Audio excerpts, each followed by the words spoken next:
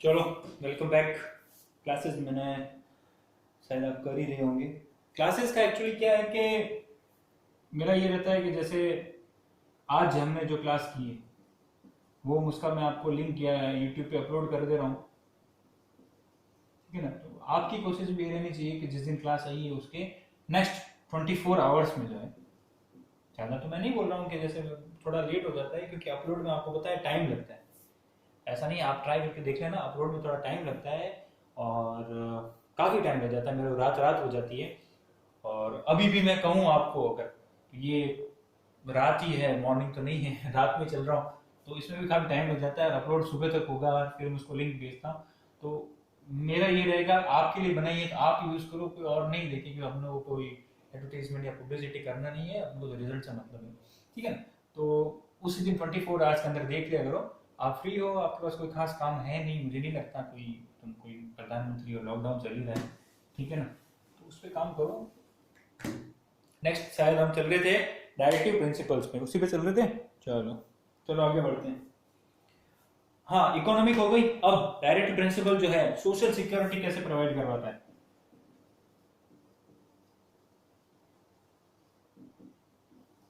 Social security है वो कैसे प्रोवाइड करवाता है, देखते हैं, इसको आगे बढ़ते हैं।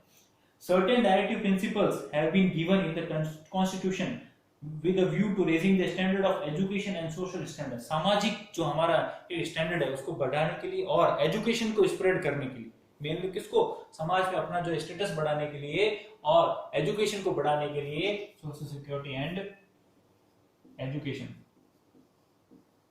इस चीज के लिए कौन सी डीपीएसपी जो है वो आ रखी है और गवर्नमेंट फॉलो करती है।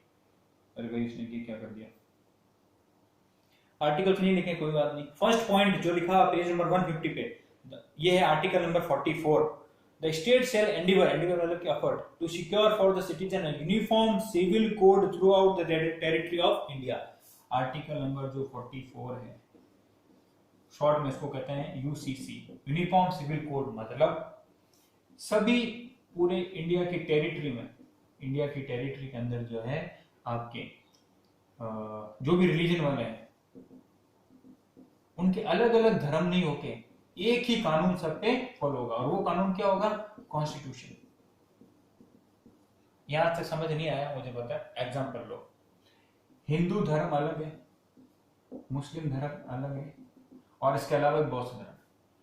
बात यह है कि सब जो है अपने अपने नियम मानते हैं, हिंदू वाला हिंदू, मुस्लिम वाला मुस्लिम, और वो आर्टिकल 44 जो है डीपीएसपी का, वो ये कहता है, गवर्नमेंट को डायरेक्ट करता है कि आप जो है यूनिफॉर्म सिविल कोड, मतलब कि सबके लिए बराबर यूनिफॉर्म बराबर, सिविल मतलब कि जो सिविल सिटीजन्स के लिए, वो कोड मतलब कि लॉ बनाओ, जिसमें जो नियम हिंदू के लिए लग रहे हैं वही चीज उसके लिए लग रहे हैं जो कि कॉन्स्टिट्यूशन के अंदर दिया हुआ है। कॉन्स्टिट्यूशन के अंदर क्या दिया हुआ है कि वुमेन्स में जो है कोई जो है भेदभाव नहीं होगा, सबको इक्वलिटी मिलेगी, फ्रीडम ऑफ एक्सप्रेशन है ना, बिलीफ फेथ वगैरह सब है, आप पढ़ गए हो आर्टिकल 16 17 18 में लिखा, 18 में तो टाइटल्स वाला है। तो आपको पता हो तो एक ट्रिपल तलाक हुआ करता था। इसमें क्या होता था कि जो मुस्लिम है, अगर उसने, भाई कोई गुस्सा गुस्सा आ गया, कोई सब्जी वगैरह खराब बना दिया, जो भी बातचीत हो गई, तो मुस्लिम आदमी जो है अगर लेडीज को बोल देता है कि भाई तलाक तलाक तलाक 3 बार, तो वो तलाक मान लिया जाता था। हिंदू अपने यहाँ नहीं होता क्योंकि हम जो है कोर्ट को मानते हैं, पहले हमें फैमिली कोर्ट में जाना पड़ता है, वहाँ अर्जी देनी पड़ती है और उसके हिसाब से 6 महीना 2 महीना जो लगता है, इसका मुझे नॉलेज नहीं है, नॉलेज तो है पर आपको जानने की जरूरत नहीं। ठीक है। तो मुस्लिम वालों का ट्रिपल तलाक का ही मामला था। तो इसमें क्या हो रहा था, वुमेन्स जो है उनका ये एक्सप्रेशन वगैरह कहाँ था, जो आर्टिकल जो दे रखा है हमारा 15 के अंदर कि भाई सभी लोग बराबर है, किसी तरह का कोई डिस्क्रिमिनेशन नहीं होगा, यहाँ तो हो रहा है। वुमेन्स तो बेचारी कुछ करती नहीं है, आदमी को जो ठीक लगे लॉ साहब। तो ये चीज को खत्म करने के लिए डीपीएसपी में लिखा हुआ है कि गवर्नमेंट को यूसीसी फॉलो करनी चाहिए। इतने साल इन्होंने फॉलो किया नहीं क्योंकि वो लोग अपना वोट बैंक बना रहे थे, जो भी गवर्नमेंट पुरानी थी, मैं नाम नहीं ले रहा जो भी है, पर अभी जो गवर्नमेंट आई उसको लगा कि नहीं, ये देखो एग्जाम्पल आ गया, नहीं, डीपीएसपी में जो लिखा हुआ यूसीसी को फॉलो करना चाहिए और सभी लोगों को जो है इक्वलिटी मिलनी चाहिए। तो उस यूसीसी को फॉलो करने के लिए, इक्वलिटी देने के लिए इन्होंने इस डीपीएसपी को पकड़ा और ट्रिपल तलाक को कैंसिल कर दिया। बस इसका ये एग्जांपल है। अब समझ में आ गया। चलो आगे सुनते। ठीक है। अब नियम जो है वो सभी के लिए इक्वल होते हैं, चाहे वो मुस्लिम हो चाहे वो, हाँ रीति रिवाज अलग हो सकते हैं, शादी का मामला अलग हो सकता है, ठीक है, पर ऐसे चीजें जहां पे किसी के फंडामेंटल राइट्स का वायलेशन हो रहा है वहां पे उसको क्या मानना पड़ेगा, इंडियन कॉन्स्टिट्यूशन मानना पड़ेगा। यूसीसी का मतलब ये नहीं है कि सभी लोग शादी भी एक तरीके से रहेंगे, अपने रिचुअल नहीं मान सकते, नहीं, धर्म फ्री है क्योंकि हमारे कॉन्स्टिट्यूशन में लिखा है रिलीजन में आपको जो ठीक लगे करो, पर कहीं ना कहीं ऐसा नहीं होना चाहिए कि चाहे वो वुमेन हो, मैन हो, चिल्ड्रन हो या कोई भी हो, उसके साथ जो है अन्याय हो रहा है, उसको इक्वलिटी नहीं मिल रही, एक्सप्रेशन नहीं मिल रहा है, फंडामेंटल राइट्स मिलना चाहिए, और ये चीज इसके अंदर लिखी हुई थी यूसीसी, तो इन्होंने इंप्लीमेंट कर दी। फिर आता है आर्टिकल नंबर 45, उसमें लिखा हुआ है, ये नेक्स्ट वाला 45 है, इसको लिखते चलना, पहला 44 था, सेकंड नंबर जो है 45 है article. The state shall endeavour to provide within a period of 10 years from the commencement of this constitution for free and compulsory education for all children until they complete the age of 14 years। Article number 45 जो है उसमें ये लिखा हुआ है कि जब से कॉन्स्टिट्यूशन लागू हो रहा है, आज इसमें ये लिखा हुआ है, आज मतलब कि ये बात कर रहे 1950 की, जब लागू हुआ था 26 जनवरी को, आज से अगले 10 साल के अंदर अंदर जो है स्टेट ये ट्राई करेगा कि 14 इयर्स तक नीचे जो भी बच्चा है उसको कंपलसरी जो है एजुकेशन मिले। ये किसकी ड्यूटी है, स्टेट की। आज जब से लागू हुआ है तब के 10 साल के अंदर अंदर जो है सभी को जो है आपको स्कूल में भर्ती करना पड़ेगा, और इनको जो है कंपलसरी एजुकेशन, फ्री एजुकेशन देना पड़ेगा। इसी को आजकल थोड़ा सा चेंज करके अपन 21A में पढ़ रहे हैं, क्योंकि मैंने आपको 2 या 3 क्लास पहले बताया था, फ्री एजुकेशन 5 से 6 से लेकर 14 तक फ्री देना जरूरी है, और अगर वो प्राइवेट में पढ़ना चाहता हो तो राइट टू एजुकेशन भी आपको मैंने पढ़ा है, वो चीज नहीं, बस इसी का थोड़ा मॉडिफाइड फॉर्म में 21A है, ठीक है। इसका जो 21A क्यों है, क्योंकि ये बात तो है 1950 की, और ये जो आर्टिकल चेंज हुआ अमेंडमेंट वो हुआ था 86 अमेंडमेंट, 86 जो अमेंडमेंट हुआ था उसमें 21A आर्टिकल नया जुड़ा, उसके अंदर ये लिखा हुआ है 6 से 14, हाँ 6 से 14 जो है ये एजुकेशन, इसमें 14 तक था, इसमें 6 से, ठीक है ना। ये बात आरटी की फैसिलिटी इसमें थी, उसमें नहीं थी। अब कौन है नेक्स्ट, थर्ड नंबर पॉइंट जो है वो आर्टिकल नंबर 46 है, ठीक है ना। इसको आर्टिकल 46 ले देना, बुक में तो लिखा हुआ है, इसमें क्यों नहीं लिखा हुआ पता नहीं। The state shell promote with special care the educational and economic interest of the weaker section of the people and in particular of the scheduled caste and the scheduled tribe and shall protect them from the social injustice and all forms of exploitation। ये state की जिम्मेदारी है, article 46 में बोला है, इसमें state की जिम्मेदारी है कि वो क्या करेगा, जो भी शेड्यूल्ड कास्ट, शेड्यूल्ड ट्राइब्स या जो गरीब लोग हैं उनके बच्चों को पढ़ाने के लिए जो है व्यवस्था करेगा। क्या व्यवस्था की है, गवर्नमेंट स्कूल खोलो, अगर ट्राइबल एरिया में गवर्नमेंट स्कूल नहीं है तो वहां पे खोलो, वहां पे टीचर का अपॉइंटमेंट करो, ये सब ड्यूटी किसकी है, स्टेट की। तो कोई भी अगर नई पॉलिसी या लॉ बना रहे हो या नई भर्ती वैकेंसी निकाल रहे हो तो उसके अंदर ये ध्यान रखना कि भाई सभी गांवों में जो है टीचर्स पूरे होने चाहिए। तो ये चीज जब कोई भी वैकेंसी निकलती है या जिसके लिए पॉलिसी या रूल बनता है तो आर्टिकल 46 को भी देखा जाता है, बोले हाँ इसमें लिखा और हम ट्राई कर भी रहे हैं, तो ये ट्राई हो ही रहा है, इसमें कोई नई बात नहीं है, सेम है। सोशल इंजस्टिस मतलब समाज में जो है कोई भेदभाव नहीं हो एजुकेशन के हिसाब से, भाई कि तुम लोग नहीं पढ़ सकते, तुम उधर कास्ट के हो, हम अपर कास्ट के हैं तो एजुकेशन हमारे लिए, ऐसा कोई चीज नहीं होनी चाहिए। अगर ऐसा कोई करता है तो पकड़ो और जेल में डालो। सॉरी, नेक्स्ट आता है article number 47, fourth point. The state shall regard the raising of the level of nutrition and the standard of living of its people and the improvement of public health as among its primary duty and in particular the state shall endeavor to bring about prohibition of the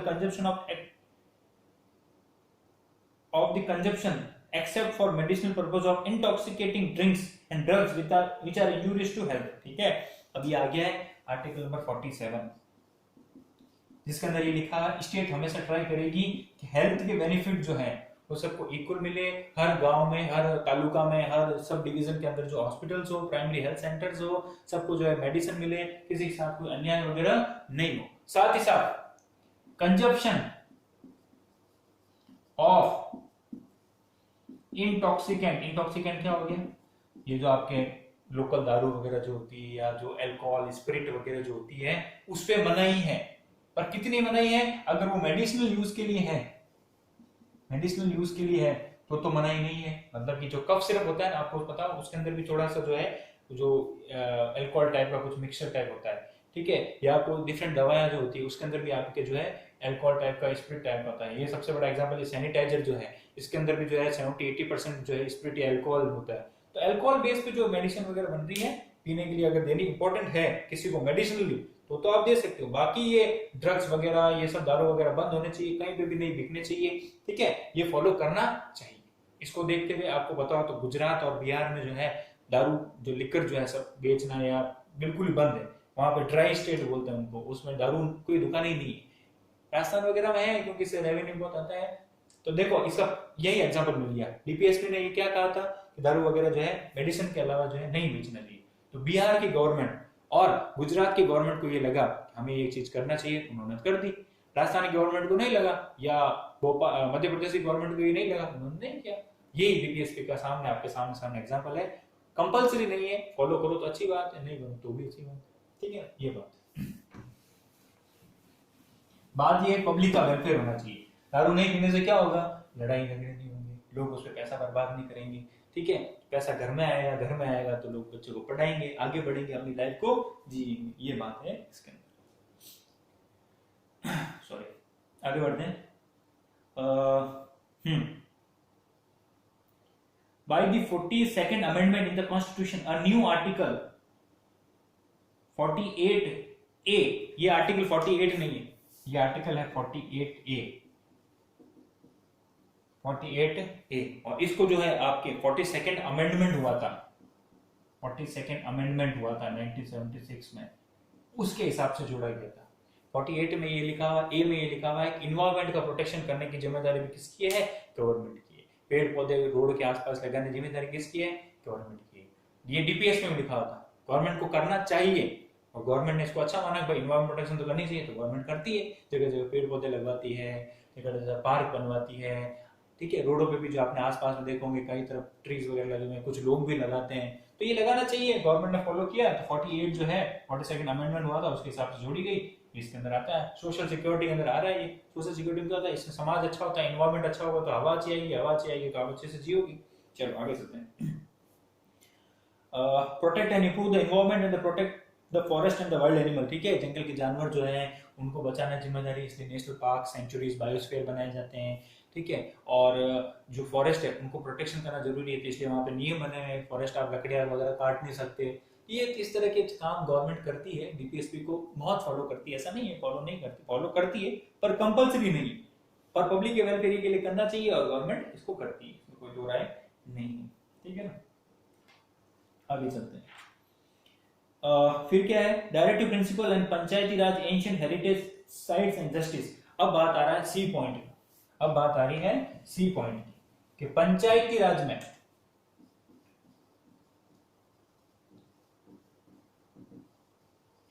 पंचायती राज हो गई, ठीक है, और justice हो गया, और heritage हो गया। हेरिटेज मतलब कि जो अपने मॉन्यूमेंट्स वगैरह, जो हमारा कल्चर वगैरह है, हमारे जो भी बिल्डिंग्स वगैरह है, वो सब उनके प्रोटेक्शन में क्या कर रहा है क्या नहीं कर रहा है, देख लेते हैं। Certain directive principles have been given in the constitution with a view to the development of Panchayati Raj, protection of ancient heritage and attainment of social justice, which are as follows. Okay. पहला दे रखा है, the state shall take step to organize village panchayat and Indo मतलब कि उसके साथ चलेगी, then with such powers and authority as may be necessary to enable them to function as unit of self government. Okay, ये है article number 40। First point जो है वो है आपका आर्टिकल नंबर 40। इसमें ये दे रखा है कि विलेजेस के अंदर जो है पंचायती राज सिस्टम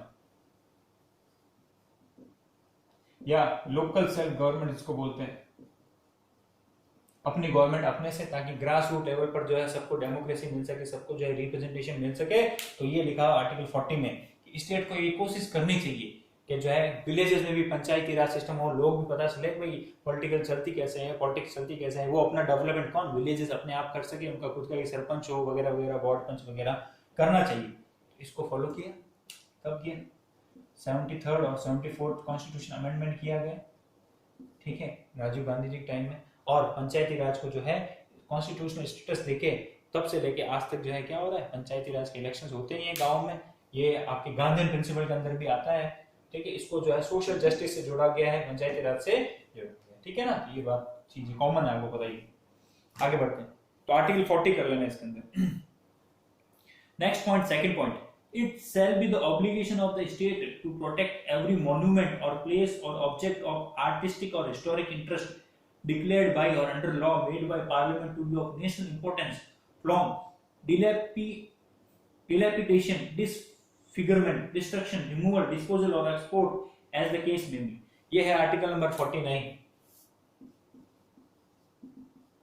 ये जो सेकंड पॉइंट पढ़ा है मैंने वो है आर्टिकल नंबर 49। और ये जो है आपका जो भी एंशिएंट हेरिटेज है, आपका जो भी ये मॉन्यूमेंट्स जो भी बने हुए हैं, आपकी जो भी फोर्ट्स, किले वगैरह जो भी बने हुए हैं, उनको प्रोटेक्ट करने का जो है काम किसका होगा? स्टेट का होगा। स्टेट को प्रोटेक्ट करना चाहिए। क्यों? क्योंकि हमारी हेरिटेज है, इनके बिना हमारी कंट्री का जो है कल्चर कैसे रहेगा, इनके बिना टूरिज्म कैसे रहेगा, ठीक है ना। ये जो है वो बहुत जरूरी है, इनको जो है खराब होने से बचाने के लिए, ठीक है, उनको जो है क्या लिखा,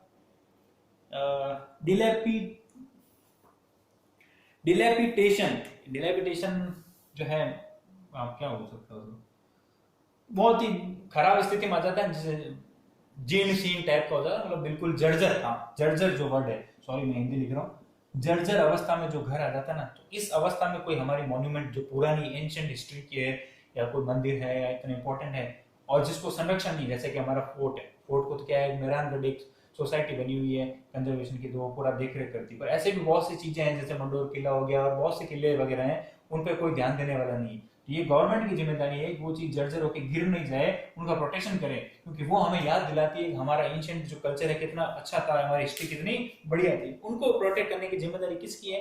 इसकी। जो भी सर्कल्स पे आपने मूर्ति वगैरह अगर लगी हुई है स्टेट टाइम की, या जो भी आपने देखा होगा कि मंदिर है या जो भी मॉन्यूमेंट्स है, जो भी मूर्ति वगैरह आपने देखी होगी, इन सबको प्रोटेक्ट करने का काम किसका है? गवर्नमेंट का है। तो ये होता है आपका डिलैपिडेशन, अच्छा वर्ड है। डिसफिगरमेंट, डिसफिगर मतलब कि वो खराब नहीं हो जाए, मतलब टूट नहीं जाए, कहीं से बिखर गया है, वो नहीं होना चाहिए। डिस्ट्रक्शन मतलब कि पूरा ही खराब होना। रिमूवल मतलब कि हट जाना। डिस्पोजल मतलब कि डिस्पोज मतलब कि खत्म हो जाना। और एक्सपोर्ट, अगर कोई मूर्ति वगैरह आपने देखा तस्करी हो जाती है, कोई इंपॉर्टेंट मूर्ति है, नटराज मूर्ति है जो कहीं से खुदाई में मिली है, या कोई कॉइन्स वगैरह है, तो लोग क्या करते हैं उसको बाहर बेच देते हैं, क्योंकि बाहर वाले जो कंट्रीज वाले उसको खरीदते हैं, अपने म्यूजियम में रखते हैं, तो उनकी शोभा बढ़ती है, उनकी शान बढ़ती है। तो प्रॉपर्टी किसकी है? अपनी।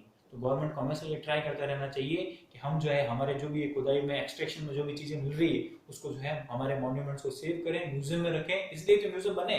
और उनको सपोर्ट करने का, उनको सेव करने का काम किसका है? Archaeological survey of India, ASI करके एक संस्था है, आर्कियोलॉजिकल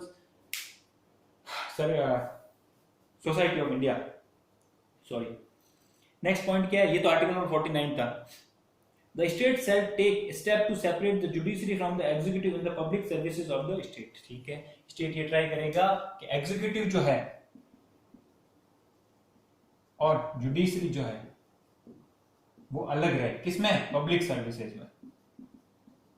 पब्लिक सर्विसेज में मतलब कि एग्जीक्यूटिव में जो आरएस वगैरह जो भी आपके नीचे तबके के आते हैं, प्रेसिडेंट को इस बार छोड़ दो, जो भी सर्विसेज आती है, जो भी ब्यूरोक्रेसी जाती है, वो अलग काम करे। और जुडिशरी में जो जजेस वगैरह आते हैं, छोटे में जो लोकल कोर्ट्स वाले हो गए, वो अलग काम करें। इन दोनों का आपस में कोई तालमेल नहीं हो, ताकि क्या हो, जस्टिस प्रोवाइड हो सके। ये अलग काम करे, ये अलग, दोनों आपस में जो है वॉच डॉग रहे, एक दूसरे पे नजर रखें, कोई गलत नहीं कर रहा हो, और आपस में अलग अलग काम करें, साथ में मिलकर काम नहीं करें, ताकि क्या हो सके, लोगों को न्याय ज्यादा ज्यादा मिल सके। तो ये भी ड्यूटी किसकी है? तो ये क्या प्रोवाइड कर रहा है? जस्टिस। ये है आर्टिकल नंबर 50। ये जो भी अपन ने पढ़ा है वो है आर्टिकल नंबर 50। पॉइंट नंबर 3 जो है वो आर्टिकल नंबर 50 है। अब जो लास्ट बचता है आपका आर्टिकल नंबर 51, वो है आपके directive principle and international peace and security. Article number 51 है international peace and security.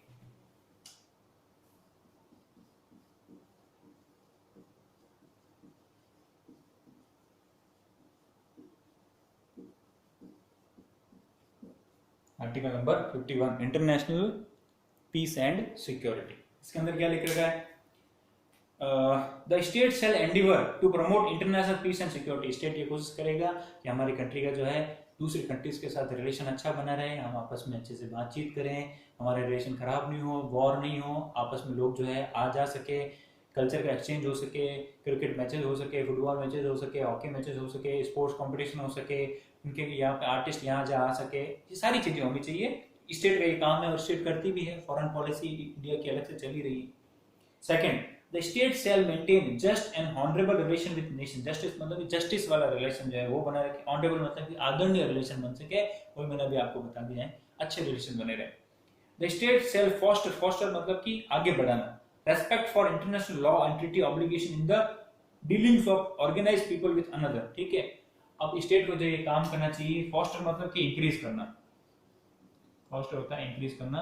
State ये कोशिश करता रहे कि जो भी इंटरनेशनल लॉज बने हुए हैं, इंटरनेशनल ऑब्लिगेशन जो बने हुए हैं, वो चाहे तो एक आदमी के साथ हो चाहे दूसरी कंट्री के साथ हो, उस पे जो है हम ज्यादा से ज्यादा डिपेंडेंट रहे या काबू रहे। कैसे? अगर हमारा कोई आदमी, हमारा कोई ऑफिसर आर्मी का, एयरफोर्स का, गलती से जब उस बॉर्डर उधर चला जाता है, तो उस कंट्री का जो है ये जिनीवा कन्वेंशन बना हुआ, जिनीवा कन्वेंशन है, एक रूल है, जिनीवा एक देश है स्विट्जरलैंड, उसमें ये बना हुआ है कि अगर किसी कंट्री का गलती से या कैसे भी मिसकंसेप्शन से आदमी इधर आ जाए, तो इस कंट्री की जिम्मेदारी है पड़ोसी की उस कंट्री को वापस दे दे, ठीक है, ये रूल है। तो इंडिया को भी ये फॉलो करना चाहिए, अपने पास वाला जो भी कंट्री है वो बताइए उसको भी ये फॉलो करना चाहिए, आपस में ढंग से बातचीत रहे। और किसी से जैसे जासूस वगैरह होते हैं बहुत पकड़ में आ जाते हैं, तो अगर उन्होंने कोई गलत नहीं किया तो उनको वापस भेज दो, उनका रेस्पेक्ट करना चाहिए, ये लिखा हुआ है जिनीवा कन्वेंशन के अंदर। उससे क्या होगा? इंटरनेशनल पीस होगा, ठीक है। अगर आपने हमारा एक सैनिक पकड़ लिया, आपने छुड़ा नहीं, तो हम क्या करेंगे? आप पे सर्जिकल स्ट्राइक करेंगे, फिर आपके 20 30 40 50 लोग मरेंगे और फिर आप कहोगे ये हो गया वो हो गया, तो पहले भाई छोड़ दो, ठीक है। फोर्थ क्या है? The state shall encourage settlement of international dispute by arbitration. State हमेशा ये कोशिश करेगा कि जो इंटरनेशनल डिस्प्यूट होते हैं, इंटरनेशनल डिस्प्यूट जो होते हैं, जैसे कि इंडिया की बात करूं तो इंडिया और पाकिस्तान का एक इंटरनेशनल डिस्प्यूट है, किस पे? पीओके पे, कश्मीर वाला जगह था ना वो, तो ये इंटरनेशनल डिस्प्यूट है। तो इसको जो है स्टेट की कोशिश होनी चाहिए कि आर्बिट्रेटर कौन होता है? जो मिडिल मैन होता है, आर्बिट्रेटर होता है, आर्बिट्रेशन मतलब की मध्यस्थता से, मिडिल मैन जो होता है, मिडिल मैन कौन?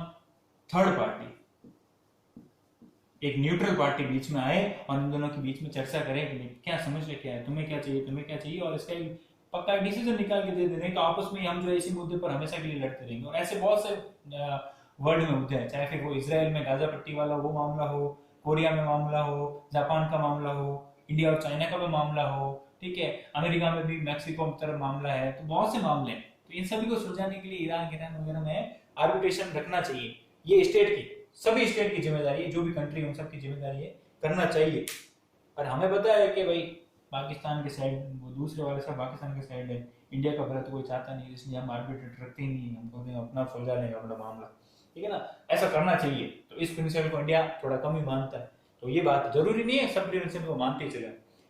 चलो, it is clear from the directive principle that real democracy can only be established by these principle. India can become a welfare state as per the preamble of its constitution by implementing these principles। India जो है अपने preamble को, अपने constitution को मानते हुए आदर्श देश जब बनेगा, तब वो क्या करे? ज्यादा से ज्यादा डायरेक्टिव प्रिंसिपल को माने और उनको फॉलो करने की, उनको इम्प्लीमेंट करने की कोशिश करे, ठीक है ना। यहाँ पे जो है अपना ये मेन मेजर टॉपिक जो है डीपीएसपी का आर्टिकल नंबर 36 से लेके 51 तक जो है वो खत्म हो रहा है। अब नेक्स्ट टॉपिक रहता है इंपॉर्टेंस ऑफ डायरेक्टिव प्रिंसिपल, ये जरूरी क्यों है। इतनी देर से जो आप 2-3 क्लासों में पढ़ रहे हो उसमें आपको समझ में आ ही गया होगा ये जरूरी क्यों है, और इसके कुछ एग्जांपल्स आप पढ़ोगे आगे कि भाई इसके कहाँ ये लागू हुआ है, ठीक है, और फंडामेंटल राइट्स और डायरेक्टिव प्रिंसिपल में क्या रिलेशन है, और फिर अपना लास्ट टॉपिक रहेगा फंडामेंटल ड्यूटी वाला, वो आर्टिकल 4A में आता है, सॉरी सेक्शन 4A में आता है, आर्टिकल 51A में आता है। अभी के लिए जो है ये क्लास यहीं पे रुकती है, यहाँ पे आपके डीपीएसपी वाला कॉन्सेप्ट, जो मेजर कॉन्सेप्ट यहाँ खत्म होता है। अब जो कंपैरिजन वगैरह जो चीज है वो हम बाद में करेंगे नेक्स्ट आने वाले टाइम में, ठीक है। Thank you.